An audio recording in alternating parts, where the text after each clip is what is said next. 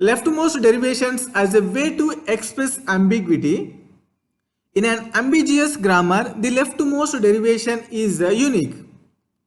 So is the rightmost one, as shown by the following theorem, that for each grammar G equal to V, T, P, S and string W in T star, W has two distinct parse trees if and only if W has two distinct leftmost derivations.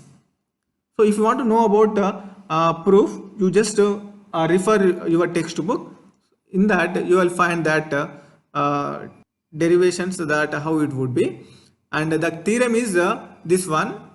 So you just observe this theorem, you will get one idea. Inherent ambiguity. A context-free language L is said to be inherently ambiguous if all its grammars are ambiguous.